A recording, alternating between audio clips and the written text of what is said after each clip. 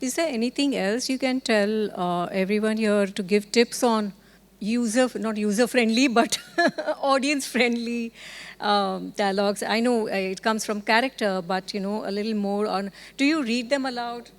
Yes. So Yes. Despite, I had a list for Bobby Jasus, I gave 31 narrations.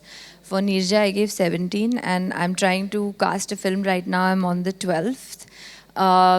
Despite the fact that I think that a script should be a writer-proof, director-proof, and an actor-proof piece of writing where anybody should be able to read and get exactly what your intention is. Sumit and I were talking about that the other day. He's like, we'll talk about that when you and I talk, right? Like where your intention should not be at the mercy of your narrating it, but I really enjoy narrating dialogue because that's when you can really tell if your dialogue is working.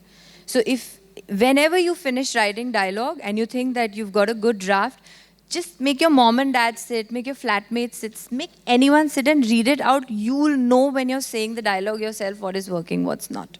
I narrate like I'm telling, like how I tell bedtime stories to my three-year-old child. Interior, hotel, night. A girl walks in to the hotel and says, "Excuse me, do you have a room?"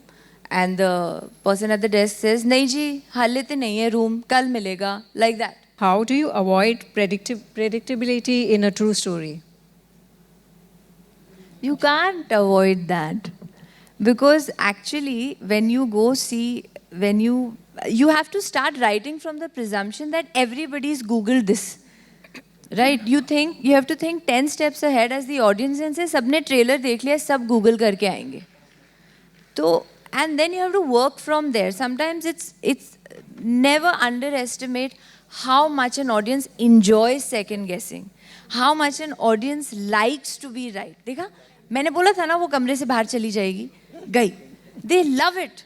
But where you're doing it, like you can't do it in a murder mystery, then you're done. It's finished. But if you're doing it in a drama, you're doing it in a relationship film, then audience loves being one step ahead of you. So let them enjoy that experience. And in a true story, basically you know that everybody knows the sequence of events, and now you're just trying to design it in a way that what they're expecting next at least matches their expectation. Ideally, it should surpass. I guess to be unpredictable, you have to be a Quentin Tarantino and tell Once Upon a Time in Hollywood. Really, I haven't seen it. Is it good? It's unpredictable. I can tell you for sure.